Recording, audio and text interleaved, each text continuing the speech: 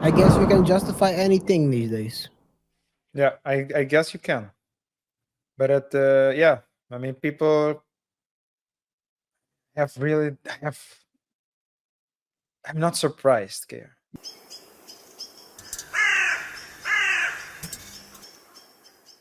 Tran defends joining OF after, according to herself, going broke. So the story goes as follows. Karrueche Tran recently spoke out after fans discovered she was selling feet pictures on OF. Critics began making claims that the model and actress' latest venture was due to her going broke. To which she said the record straight. LOL at all the comments regarding OF, she wrote. I'm not going broke. It's just a smart play. Food fetish is the number one fetish in the world. There's nothing actual that will be on my page. It's literally my feet. And if people willing to pay, then what's the problem? By the way, there is food. There is something. Let me show you. It's clear that she wrote it, so I'm not making it up. It has been deleted since then. But as you see at Karrueche Tran. So I guess some people fall from graces. She once was the muse of one ring fighter, known as the ring fighter, the undisputed, unchallenged champion, Chris Brown. Now she's out here selling feet pics because she's not broke. Because she's not broke. She might be not broke, but Yeah, I mean, it's a different business model, at least. I mean, I don't know if she's broke or not. I think that one thing is for sure: the OF is it's a money grab. It's easy. A lot of people, a lot of, I mean, it makes sense, right? It's recorded that people have problems connecting with other people in this day and age. So they can connect. They won't walk up and speak to you, but they would talk to each other to phones, DM each other, those type of things. Dating apps were very popular. I mean, this is a new business model, and we talked about Country Wayne. Country Wayne understands the game, the comedy game, and is creating a business model that is fitting to this time. So one can argue that Karrueche is doing the same thing. It's just one her business model. continue. It's just her business model to get more money. One can argue that at this point it's not a trend anymore. It's basically it's far beyond a trend at this point. It seems like it's more normal for, let's say, the monetized women. Let's call it that way, which is people choosing to sell parts, pictures of themselves in order to make money rather than working or doing anything additionally. Yeah. Well, it's kind of an interesting trend. I don't know how long this will last. And what kind of I would I'm curious what it will look like in 5 years for most of these people. Because one thing you clearly see is that people who do this job in on OF, whether you're selling parts or not, or selling the whole thing, you're selling the whole. It's the feed pictures is always it always starts with feed pictures. It's like a drug. You start It's with the a gateway. small thing. It's a gateway. You start with small things, then you go higher because at a certain point, people get tired of the feet. They want to see something else. You lose some subscribers, and you think, you know what? Let me show my thigh.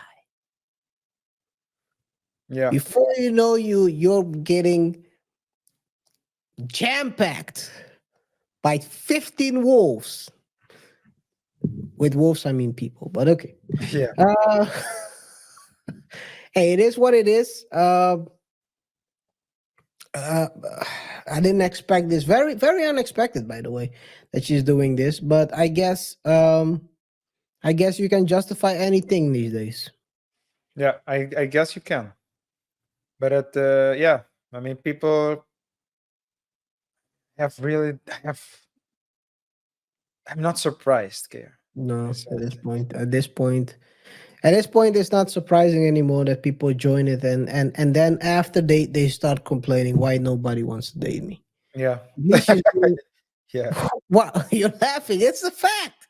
Yeah. Yeah. Once you go this route, just realize that you're selling your future. The short, fast money is comes always come from your future.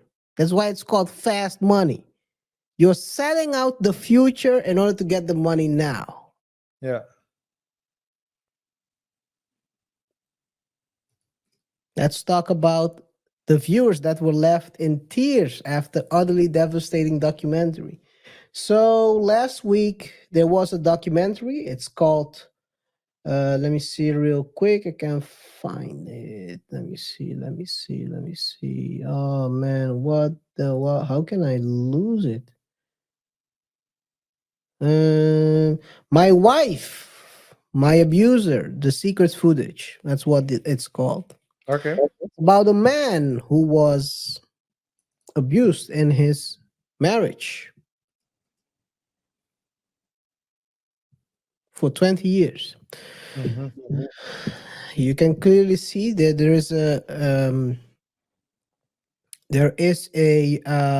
clear footage which you can see how the wife was terrorizing the guy.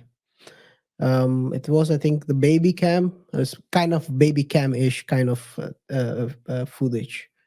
So it's not hidden. It's not hidden. It's not a hidden camera, something like that.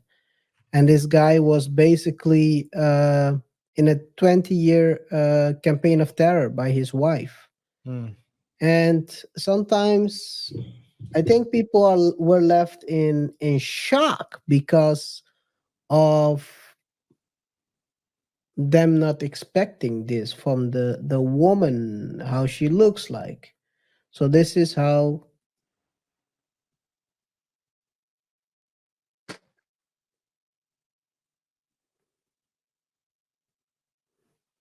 her. Mm.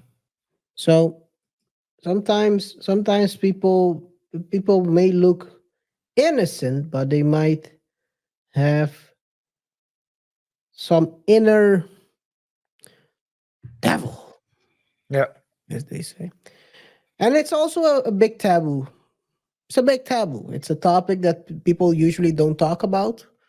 Um, and I think the more people should speak out on these kind of topics because it happens. It's not only it's not only patriarchy doing the thing. I mean, there's always going abuse comes in different forms. Could Yeah. be mental abuse, could be physical, where physical seems more common from the men's side, mental abuse is the other way. But Yeah. Mental, emotional. Yeah. yeah, All right. Well, I I'll be very stay short. Or at least I'll keep my reaction short. I used to work for a foundation that supported victims of SA and other kinds of uh, DVs, yeah, domestic altercations. And one thing I'll tell you, almost all the victims are women, physical. There was, however, one time a man who came in, and the man was shivering. There was, however, a time where a man came in and he was shivering, and he was shivering because he was scared. He was talking about his wife, who apparently was very triggered, easily triggered, broke things, could easily go from 0 to 100, start throwing plates and breaking glasses and this type of thing. Like so, and it was him living there with his daughter. And I think I might have told the story already once, but you know what the colleague of mine said